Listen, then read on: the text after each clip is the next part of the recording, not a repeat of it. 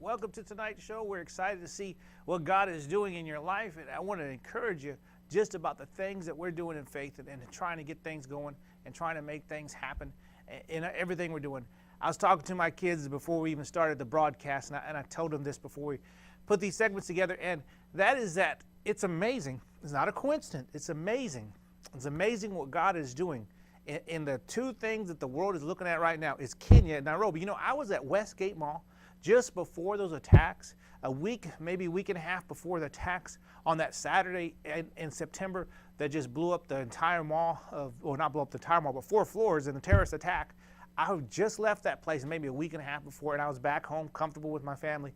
The will of God is so amazing, keeps you safe when you hear and you obey and where you're at. Now, that's an amazing thing. And then also now, the cyclones that hit Orissa, that hit India, happened to hit in the Bengal coast, which they haven't seen a hurricane for 14 years, and it hit them, took them by surprise, but they're able to evacuate 1 million people. But get this, they're not reporting the 10 million people that are without food and water. Kids are not eating. Their families are starving out there. They are parachuting food. The government is making an effort. They have military out there, but it's such a disaster. And there's no media coverage, so I am going to make a voice. I'm going to make noise. I'm going to let people know what happened in Orissa. I'm on Twitter, Facebook. In fact, I just signed up for a social campaign to push this, to push what's happening in Orissa, to make some noise out there. I'm getting intel. I call it, just like the Central Intelligence Agencies gets intel. Well, I'm getting my intel straight from the sources that are in this. People are texting me pictures and reports on Facebook, giving me information, and I'm making reports with it. I'm getting reports also from other people in my email telling me what's happening. Why? We need to make awareness, because there's people out there that can give, that can help. Now, there's some groups in Europe and other parts of Asia that are putting together some funds. God bless them. But you know what? The church needs to do something. Not just big organizations and people that just help feed kids. No, the church needs to do something. This is a ripe time to reach Orissa. Orissa, the most persecuted place to preach the gospel in all of India. Orissa, the place where millions of people have been persecuted for preaching the gospel, and where hundreds of people were killed just in 2007. I'm going to share with you some information about that in just a bit. We have also Jonathan Cahn. He's a return guest. And this week, like I was telling you on the last show, I'm just bringing back some people that I've interviewed the last couple of months as well, twice this year. And these guys are a blessing. These guys are impacting people. I want to be around people that are impacting, and they're becoming personal friends. Do you know Jonathan? And I'm getting into my second segment here, but do you know Jonathan waited for me? And I'm going to tell you the story. He wanted to make sure he had his interview with me. He said it would not be the same if he didn't interview with me. And he'll even say that on this interview. Anyway, here's the interview with Jonathan Cahn. We'll be right back. God bless. Welcome back to the show. This is your host, David Yanez, and we're here at the ICRS here in St. Louis, 2013. We have a good friend of mine. Well, he's becoming a very good friend of mine. We see him all the time now. Yeah. Mr. Jonathan Cahn, how are you, sir? Hey, great, David. Great. Always great to be with you. Always good. He said it's not complete unless he comes by and visits me. Something would be wrong. and it's just, and I've seen him just grow. And he's just grown and grown in faith. And his book, The Harbinger, continues to shake America, and we like that, and it's a good thing. Tell us about it. Yeah, it's still going forth. I mean, since we last, it's I think they said now it's 75 weeks probably on the New York Times at this point. The New York Times. It is the Harbinger is the ancient mystery that from the Bible lies behind everything that's happening from 9/11 to the collapse of the American economy, and something that is so specific. When you talk about prophecy, sometimes it's a general thing, but it's so specific. It gives exact dates, and down to the hours when things happen. It gives the exact words that American leaders say before they say them. And it goes back in a nutshell to the last days of ancient Israel, when God is warning the nation to come back, or they're going to be judged. And ultimately Israel would be destroyed. But before it happens, these 9 harbingers, or 9 prophetic warnings, appear in the land. And the thing about the Harbinger, what it's revealing, is that those same 9 harbingers of judgment are now reappearing, manifesting, replaying on American soil, and some in the Capitol, some in New York, where we are, some involving high American leaders, even the President of the United States. And it's happening. It's actually been coming true since the book came out. It's still coming true. It's like the book is going forth on its own. It's got its own legs. It is, which kind of has amazed all of us the way it's happening. It just, God keeps it going, and and then what's happening in the book, what's in a sense foretold, is continuing to happen. I mean, it's continuing to happen. So it is. I don't take any credit for the Harbinger. I really don't. Yeah. I was led continuously, and when I needed something, like someone would say the word, it would be the next piece. It's like the Lord just kept me. It's amazing. Yeah, it really it happened. It was totally a God thing, the way it happened, and also then the way it became a book. I don't know if I ever told you the supernatural story. We can do it or not, but the way it became a book was totally supernatural. I mean, it was like something in the book. And have you ever written a book before? Never. And Never. how many times has it been, how long has it been in the top seller? It's been a year and a half on the New York Times bestseller list. I mean to make it once, I'd be happy. But anyone would be happy to make it once. Yeah, but it's been there. It's outlasted most of the other bestsellers. It's there. It just keeps going. They did. I don't know if you know Joseph Farry, World in a Daily. Yes. He did the documentary form. He came down. He said we got to talk and we'll record it. He did it, and it's called the Isaiah 9:10 Judgment. It's a documentary form where people see the harbingers.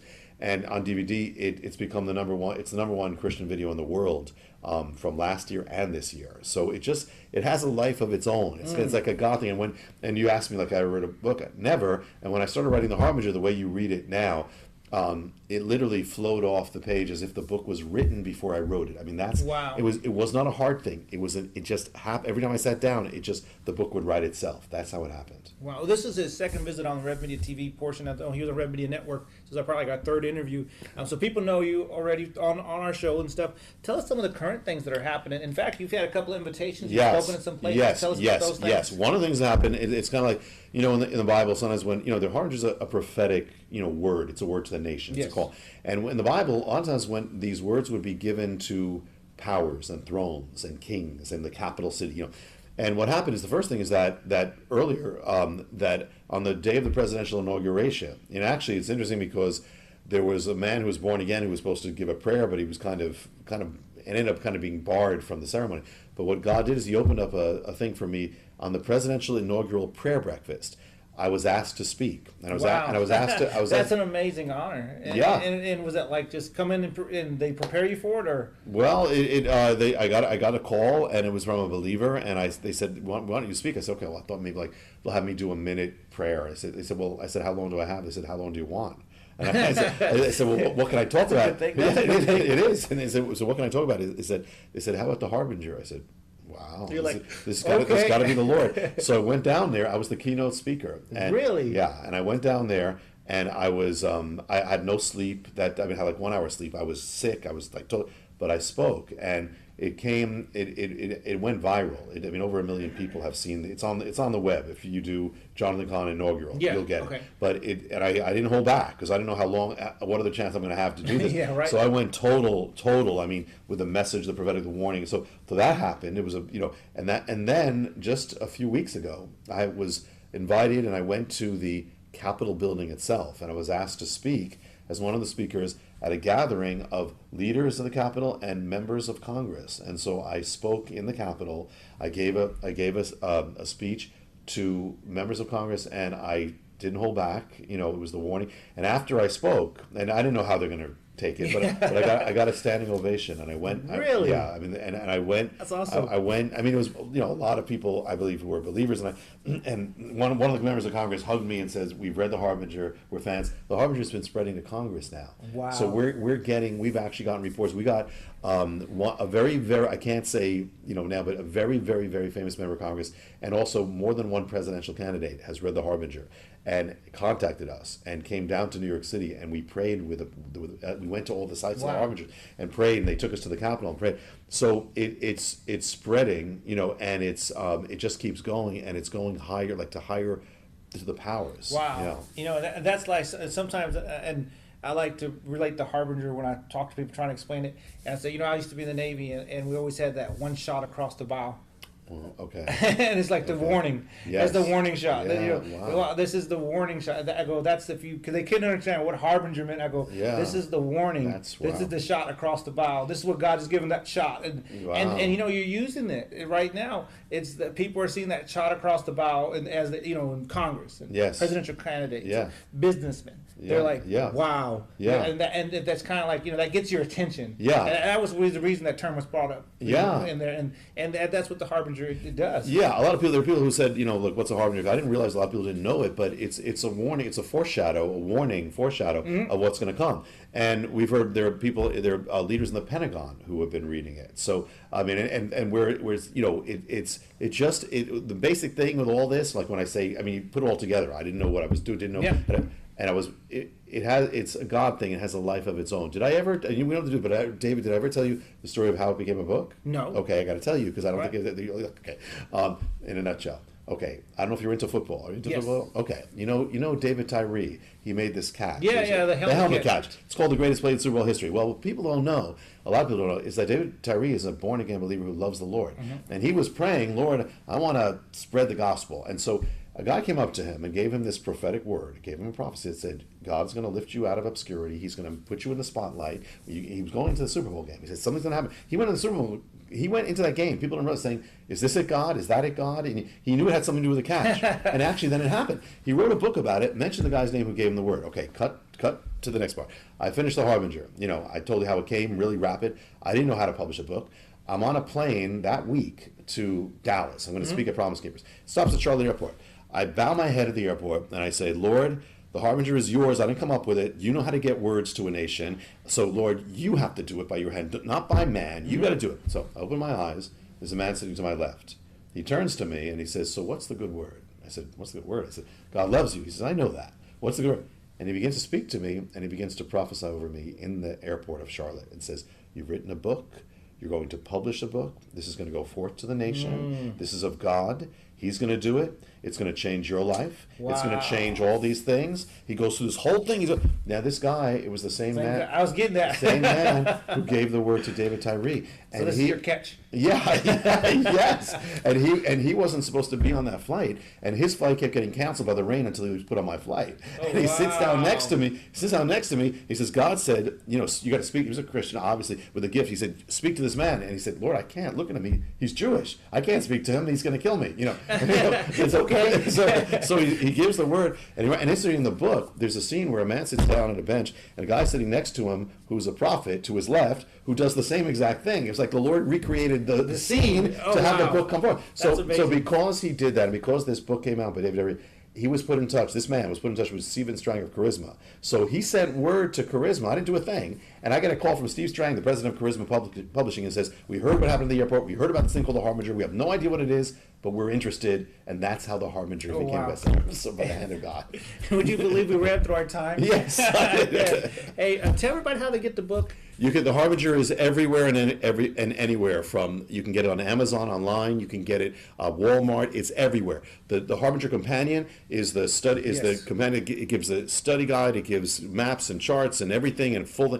And that just came out. Also going all over the place. And I've enjoyed that. It's on Amazon and also Walmart. The Isaiah 9:10 Judgment, we talked about that DVD, is also Amazon, Walmart, everywhere. And then if they want to get in touch to get the full teachings behind the Harbinger, there's only one place. It's called theharbingerwebsite.com or theharbingerwebsite.org. And that has everything like that. And the last thing is our ministry is Hope of the World. So hopeoftheworld.org or hopeoftheworld.com. They can get in touch with us for anything. Amen. Thank you so much for being here. David, always a blessing. Amen. You keep up the good work. Thank you. And we'll be back with another great guest.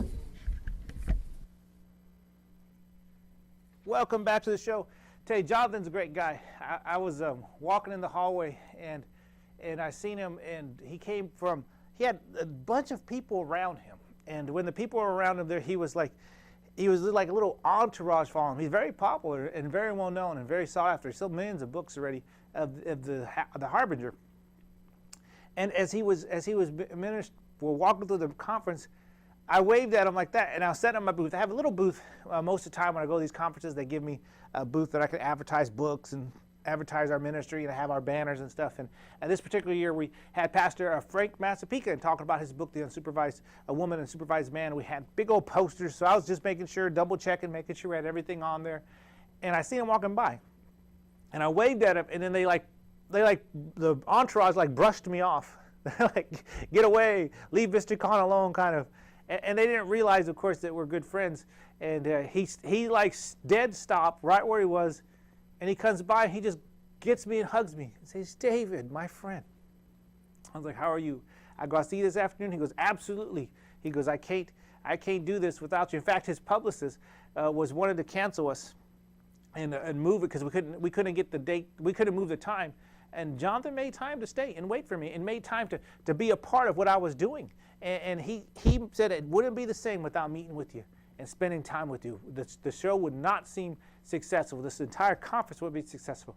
You want to be around people like that. You want to be around people that encourage you and that just inspire people around you. Let's pull up his book again, The Harbinger.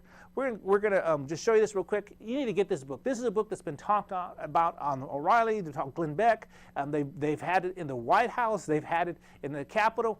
And let me tell you, when you get this book, you're going to enjoy it. And we're going to go to a video in just a minute about it. But I want to encourage you to tell you that this book will change your life and change your understanding of certain things and understand the warning, which is what the Harbinger is. And it'll encourage you in what the Lord is going to do for you. Anyway, we'll be right back. We're going to be talking about ERISA. We're going to talk about things like that in just a few minutes. We're going to watch a couple of videos, and then we'll be back. God bless you. We'll be right back. 9 harbingers were given to ancient Israel, warnings from God about pending judgments. Today, these warnings are being repeated to America of its future if God's word is not heeded. Could there exist an ancient mystery that holds the secret of America's future? And could this mystery touch everything, explain everything from 9/11 to the global war on terror, to Wall Street, to your bank account, to your future, to your well-being? The answer is yes. Call now and receive Rabbi Jonathan Cahn's 2-part prophetic audio CD revelation, Harbinger 1, The Warning, and Harbinger 2, The Shaking. Yours for a donation of $50. Shipping and handling is included. Ask for offer number 9119. Through this prophetic revelation, you will find out about Wall Street and the mystery of the Shemitah, a Hebrew word meaning the collapse. Understand how to be successful with your finances, your job, and your future even during this time of shaking. The same ancient warnings, signs, manifestations, the harbingers that were given to ancient Israel before its destruction are now reappearing on American soil. God is sending a message, a warning, that also contains the answer. America, like ancient Israel, has also largely departed from God. On September 11, 2001, the World Trade Center was reduced to ashes. America was dedicated to God in New York City. The government of America first convened as a government after the inauguration on the corner of Ground Zero. America began before God touching in the corner of Ground Zero. The place of dedication would become a place of the warning. In fact, you can go there today and you can find a famous statue of George Washington. It was in this building, this chapel, that George Washington prayed for God's mercy. That if the nation turned away from God, the favor of God would lift. That is on the corner of Ground Zero. I don't understand how anyone could say there is no God when they see his fingerprints. Exactly what he did in Israel is going on exactly in the United States of America. This concerns you, it concerns America, it concerns your loved ones, it concerns salvation, it concerns precise, specific signs given for such a time as this. Don't miss out on getting Rabbi Jonathan Cahn's 2-part prophetic audio CD revelation, Harbinger 1, The Warning, and Harbinger 2, The Shaking. Yours for a donation of $50. Shipping and handling is included. Ask for offer number 9119. Or you can send your check to Sid Roth. It's Supernatural. Post Office Box 1918, Brunswick, Georgia 31521. Please specify offer number 9119. Or log on to sidroth.org. Call or write today.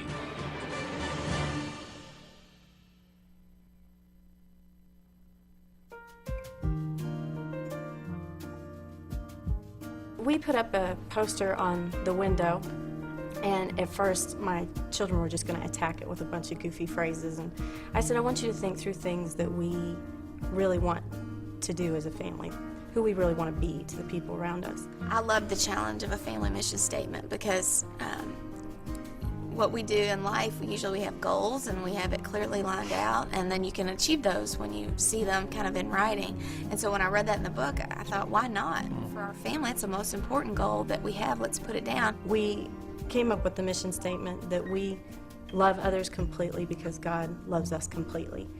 And the way that we're going to do that is we are going to speak it, we are going to act it, and we are going to pray it. And I think that gives my kids a real solid ground to stand on when they don't know what to do or when they don't know how to treat other people. I hope they'll go back, and that poster still hangs there. It's on the window, and I'm going to let it stay because I love that it's all in their handwriting and that they said this is what we want to be about. And our goal is not just for them to be happy and healthy and live the American dream, but their goal is to live for God, to walk with Jesus every day a little bit closer. The thing I like about our mission statement is it helps keep us focused. I feel like we have always been purposeful parents. Just since day one, since birth, we have talked about how we want to raise our family. That thought of coming up with a family mission statement, just being very intentional about our day-to-day life and how that aligns with parenting. So we actually sat down and probably took about 3 weeks to come up with something concise that matches who we are as parents, but also the gifts of our children. So our family mission statement, which is posted enormously on our wall, says, love God, love others, love life.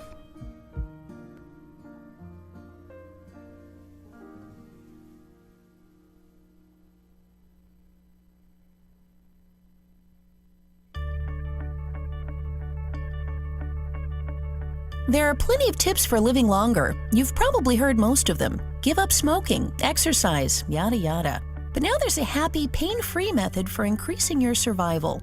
I'm Dr. Catherine Albrecht, and I'll share the secret in just a moment.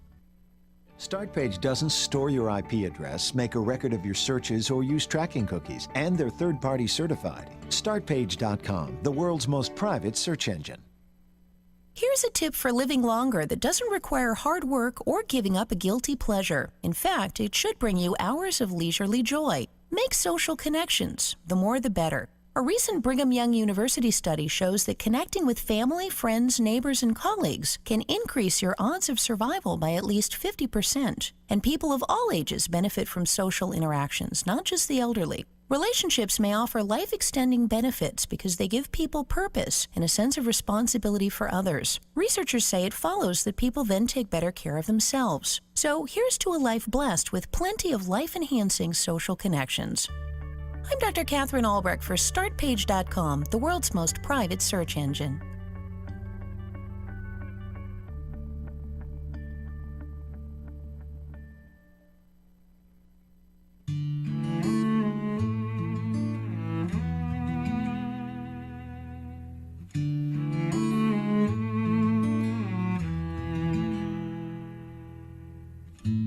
We were kids, we were young. She was pretty, I was dumb. New love. Through the years, good and bad, never knew just what I had. True love, busy chasing all my selfish dreams.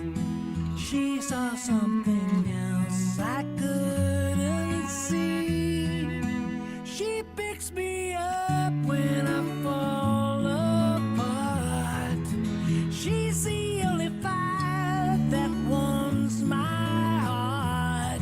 It's a blessing every day I get to see her face. Amen and amen. That is the video that's really dear to my heart right now. The healing service ministries that we have. I'm just looking back, and I'm creating a new video. Hopefully, I have it in another week or so.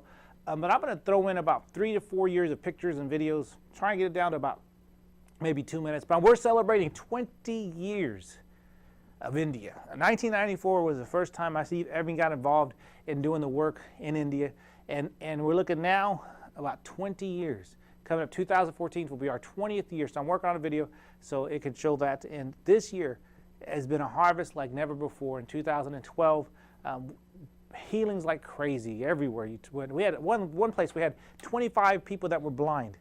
24 of them walked away with their healing. One did not walk away because she had believed that her sickness was a sign from God to help people. So you don't believe in your healing, you're not going to get your healing. That's just it. But Jesus said, do you believe that I can do this?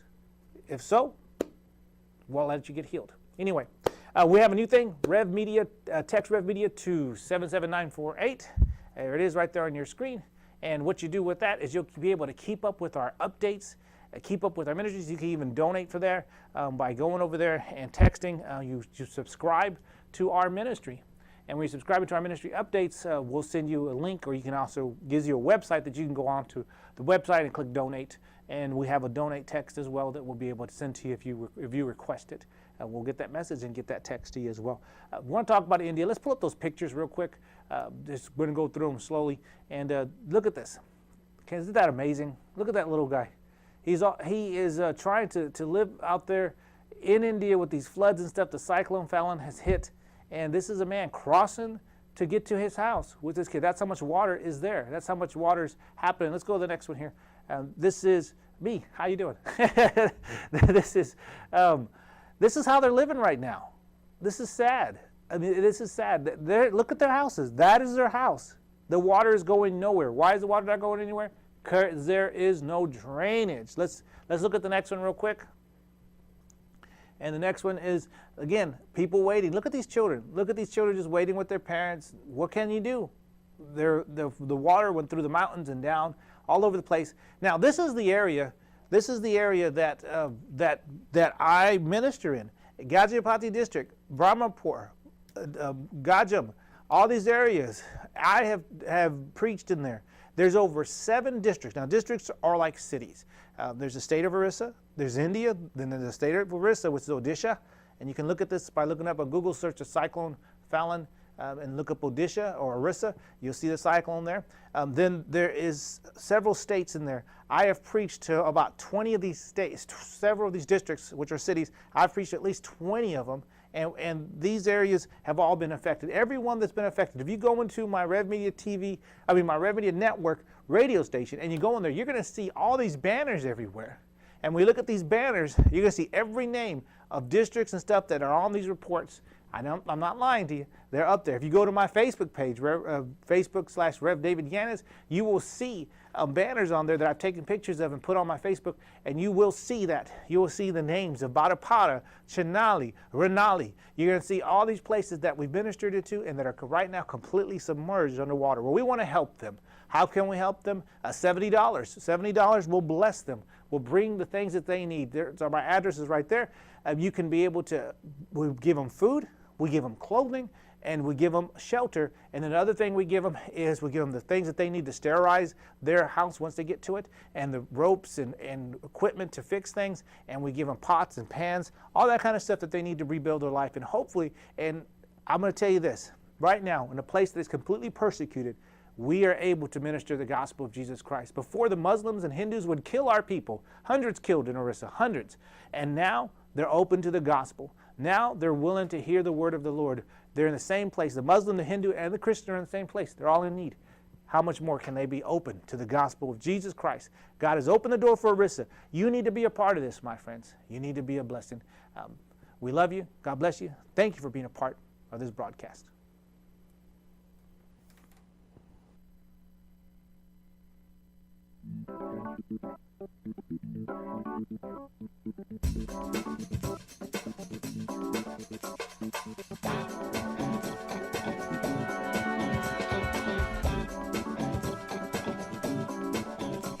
The views and opinions of our guests do not necessarily reflect the views and opinions of this station, this show, or its host.